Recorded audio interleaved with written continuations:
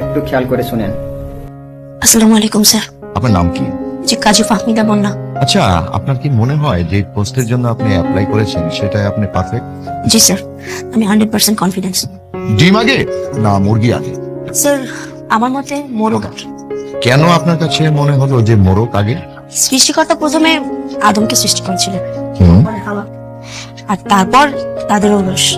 আর সেই জন্য আমার মনে হলো যে সৃষ্টিকর্তা প্রথমে মোরগ সৃষ্টি করেছেন, তারপরে মুরগি, আর তারপরে তাদের প্রজননের মাধ্যমে ডিম, তারপরে তাদের ঔরস।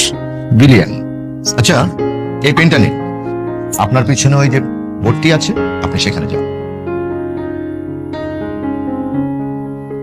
এই বোর্ডে যে মানুষগুলোর কথা লেখা আছে, এনাদের সবাইকে নিয়ে আপনি নৌকাতে করে সেন্ট মার্টিন যাচ্ছেন। হঠাৎ ঝড়, মাঝি বলছে কিছু লোককে নৌকা থেকে ফেলে দিতে হবে যদি আপনারা বাঁচতে চান। আপনি প্রথমে কাকে ফেলেন? কেন? স্যার প্রতিবেশীরা তো দুধের মাছি, আমার সামনে আমার প্রশংসা করবে আর পিছনে আমার গিবত দিবে। মাঝি বলছে আরো দুজনকে ফেলতে হবে, আপনি এখন কাকে ফেলবেন? তাই বলে আপনার আপন ভাই বোনকে আপনি ফেলে দেবেন? জি স্যার। স্যার আমার ভাই বোনরা আজ আছে কাল নেই। আজ ওদের বাসায় বেড়াতে যাব, দু একদিন ভালোই আপ্যায়ন করবে, কিন্তু তৃতীয় দিন বিরক্ত হয়ে যাবে। আর জমি জমা সম্পত্তি এসব নিয়ে তো অনেক বেশি ঝামেলা করে তারা। মাঝি বলছে আরো দুজনকে ফেলতে হবে, আপনি এখন কাকে ফেলবেন?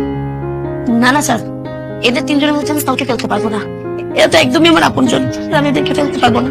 There is no other choice, আপনার ফেলতেই হবে।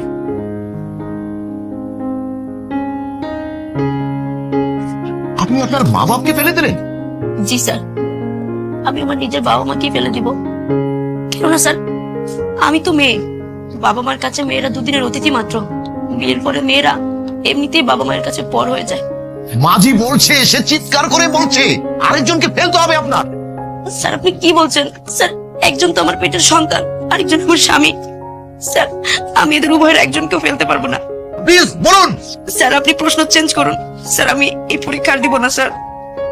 1 2 3। আপনি আপনি আপনার আপন সন্তানকে ফেলে দিলেন? জি স্যার, কেননা সন্তানরা বিয়ের পরে বাবা মাকে ভুলে যাবে, তারা বিয়ের পরে বাবা মায়ের কাছে পর হয়ে যাবে।